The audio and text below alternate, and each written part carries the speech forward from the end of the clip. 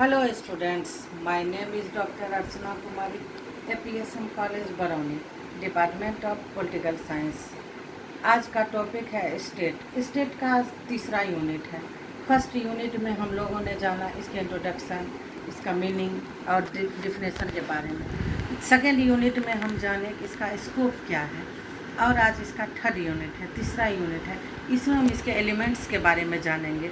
Fundamental elements of state, राज्य के मूल तत्व कौन कौन से हैं, अर्थात राज्य के वो कौन से एलिमेंट्स हैं जिसके अभाव में हम राज्य की कल्पना नहीं कर सकते हैं। जैसे कि बिहार को हम सही अर्थों में क्यों नहीं राज्य कह सकते हैं, इसके जो एलिमेंट्स हैं उसके बारे में हम विस्तार से चर्चा करेंगे। सबसे पहले इसका पहला पॉइंट है पॉपुलेशन, जनसंख्या। अर्थात राज्य के लिए जनसंख्या का होना अति आवश्यक है। जनसंख्या के बिना हम राज्य की कल्पना नहीं कर सकते हैं। विभिन्न विद्वानों ने अपने अपने मत दिए हैं कि राज्य के लिए कितनी जनसंख्या होनी चाहिए। जैसे कि प्लेटो जैसे दार्शनिकों ने अपनी रचना द लॉज में अपने उप आदर्श राज्य के लिए 5040 की जनसंख्या का सुझाव दिया है। इसी प्रकार आधुनिक विचारक रूसो ने भी अपनी महत्वपूर्ण रचना सोशल कॉन्ट्रैक्ट में 1762 में एक विशुद्ध प्रजातांत्रिक राज्य के लिए 10,000 की जनसंख्या को बेहतर माना है। यहाँ महत्वपूर्ण तथ्य यह है कि जनसंख्या की दृष्टि से विश्व के देशों से लेकर मालदीव जैसे कुछ हजार जनसंख्या वाले राज्य भी इस संदर्भ में अरस्तु का मत है और उनकी सराहना भी की जा सकती है कि किसी राज्य की जनसंख्या न तो इतनी विशाल होनी चाहिए कि लोग अशांति महसूस करें, और जनसंख्या न ही इतनी कम हो कि लोगों को सुरक्षा का भय रहे। अर्थात जनसंख्या इतनी हो कि लोग आत्मसंतोष या संतुलित जीवन व्यतीत कर सकें। नेक्स्ट इसका पॉइंट है टेरिटरी, भूभाग, अर्थात निश्चित भूभाग। राज्य का दूसरा भौतिक अंग निश्चित भूमि होता है। कुछ प्राचीन लेखकों ने राज्य को अनिवार्य अंग नहीं माना है, लेकिन 19वीं शताब्दी से पहले किसी भी लेखक ने राज्य की परिभाषा में भूमि या प्रदेश का जिक्र नहीं किया है। सीले और हॉल जैसे विद्वानों ने भी इसके महत्व को अस्वीकार कर दिया है। हॉल ने कहा है कि कोई कारण नहीं कि भावनात्मक रूप से एक घूमने वाला कबीला या समाज अपने नागरिकों को नियमबद्ध या किसी निश्चित भूभाग में नहीं माने, जैसा कि एक राज्य में होता है। क्लूबर पहला लेखक था जिसने 1817 ईस्वी में राज्य के लिए एक निश्चित भूमि का होना आवश्यक माना है, और उनका मानना है कि आधुनिक लेखक भूमि अथवा प्रदेश को राज्य का आवश्यक अंग मानते हैं। ब्लम्सली ने भी कहा है कि जिस तरह राज्य का व्यक्तिगत आधार जनता है, उसी तरह उसका भौतिक आधार भूमि है। राज्य के पास प्रदेश कितना होना चाहिए, इस संबंध में विभिन्न विचारकों ने अपने अपने मत व्यक्त किए हैं। यूनानी विचारक में प्लेटो, अरस्तु छोटे आकार वाले राज्यों के पक्ष में थे। इसी प्रकार रूसों ने प्रत्यक्ष प्रजातंत्र की बातें कही है, और उनके प्रति अपने आकर्षण के कारण उन्होंने राज्य का आकार छोटा होना चाहिए, ऐसा उनका मानना है। राज्य के क्षेत्र के संबंध में निश्चित रूप से इतना ही कहा जा सकता है कि राज्य की जनसंख्या और क्षेत्र में कोई अनुपात अवश्य ही होना चाहिए, और अगर दोनों के बीच अधिक असमानताएं हुई तो राज्य की प्रगति अवरुद्ध हो जाएगी। नेक्स्ट इसके तीसरे पॉइंट पर जाते हैं। गवर्नमेंट सरकार का तीसरा और व्यक्तिगत तत्व है, और राज्य और प्रदेश का भौतिक तत्व भी माना गया है। यह एक संगठनात्मक तत्व है। किसी निश्चित प्रदेश के निवासी तब तक राज्य का रूप धारण नहीं कर सकते हैं जब तक कि उसका राजनीतिक संगठन न हो। यह राजनीतिक संगठन अथवा सरकार एक ऐसा साधन है जिसके अभाव में राज्य के लक्ष्य और नीतियों को क्रियान्वित नहीं किया जा सकता है।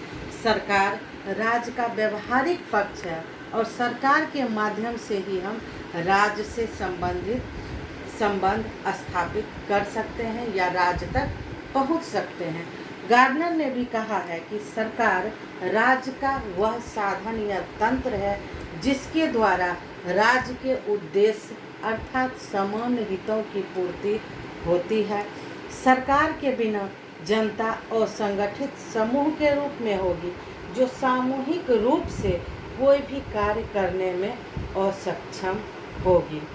सरकार के बिना मूक रहकर मनुष्यों के समूह अव्यवस्थित रहेंगे, उनमें अशांति बनी रहेगी। सरकार ने आदिकाल से ही मनुष्यों में राजनीतिक संगठन उत्पन्न किया है और उनको आज्ञा का पालन करना सिखाया है। सरकार राज्य की आत्मा है। सरकार के बिना राज्य कायम नहीं रह सकता है। राज्य में सरकार किसी प्रकार की हो, इसके लिए कोई नियम निश्चित नहीं है। वर्तमान में संसार के देशों में सरकार के स्वरूप में विभिन्नता है। नेक्स्ट इसका चौथा पॉइंट है सॉवरेनिटी। सॉवरेनिटी अर्थात संप्रभुता। संप्रभुता के बिना भी हम राज्य की कल्पना नहीं कर सकते हैं। संप्रभुता राज्य का प्राण है, इसके बिना राज्य नहीं बन सकता है। संप्रभुता को अंग्रेजी में सॉवरेनिटी कहते हैं, जो लैटिन भाषा के सुपरनेस शब्द से निकला है। सुपरनेस का अर्थ होता है सर्वोच्च, सुप्रीमो। इससे स्पष्ट होता है कि सॉवरेनिटी राज सत्ता का सर्वोच्च शक्ति है। राज सत्ता अर्थात संप्रभुता के दो टाइप्स होते हैं, दो प्रकार होते हैं। पहला इंटरनल सॉवरेनिटी अर्थात आंतरिक संप्रभुता, दूसरा है एक्सटर्नल सॉवरेनिटी अर्थात बाह्य संप्रभुता। आंतरिक संप्रभुता का मतलब है राज्य अपनी सब संस्थाओं और व्यक्तियों के ऊपर सर्वोच्च सत्ता रखता है। किसी भी राज्य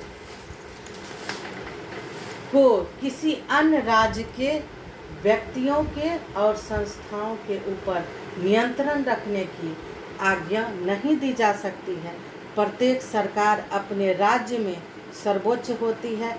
इसके आदेशों को पालना उस राज्य में रहने वाले सभी व्यक्तियों और संस्थाओं को करना पड़ता है। दूसरे इसका पॉइंट है एक्सटर्नल सॉवरेनिटी, बाह्य संप्रभुता अर्थात राज्य का बाहरी तौर पर भी उसके ऊपर किसी प्रकार का नियंत्रण नहीं है। बिलोबी ने भी कहा है कि एक आवश्यक तत्व प्रज्ञा को माना गया अर्थात आज्ञा पालन को माना गया है। उनका मानना है कि इतना सब कुछ होने के बावजूद भी अगर राज्य के पास आज्ञा पालन की शक्ति नहीं है, वहाँ पे रहने वाले व्यक्तियों में अगर आज्ञा पालन की प्रवृत्ति नहीं है, तो हम राज्य की कल्पना नहीं कर सकते हैं। अब क्वेश्चन आता है क्या बिहार एक राज्य है? तो यही चारों एलिमेंट्स हैं जिसके आधार पर हम राज्य का निर्माण कर सकते हैं। अगर एक भी इसके एलिमेंट्स कम है, इसके तत्व की कमी है, तो हम राज्य की कल्पना नहीं कर सकते हैं। जैसे बिहार, उड़ीसा, झारखंड है ना, इन चीज़ों को देखते हैं तो अब यहाँ पर है चूँकि भारत में संघ की इकाइयों को राज्य कहा जाता है, तो संघ की इकाई होने के नाते सर्वोच्च शक्ति केंद्र के पास होती है। इस आधार पर हम बिहार को भी राज्य कहते हैं, लेकिन सही अर्थों में अगर माने तो बिहार एक राज्य नहीं है। बिहार क्या, भारत में जितने भी संघ की इकाइयाँ हैं वो कोई भी राज्य नहीं कहा जा सकता है, क्योंकि उसका जो एक पॉइंट होता है सॉवरेनिटी, संप्रभुता, जो किसी राज्य के पास नहीं है, क्योंकि संपूर्ण शक्ति केंद्र सरकार के हाथों में रहता है और ये सिर्फ इकाई के रूप में करते हैं। विश्व पटल पर जब हम जाते हैं तो राज्य का संबोधन आज संघ की इकाइयों को नहीं माना जाता है, बल्कि चीन, रूस, भारत, अमेरिका ऐसे देशों को राज्य के नाम से संबोधित करते हैं। चलिए, धन्यवाद।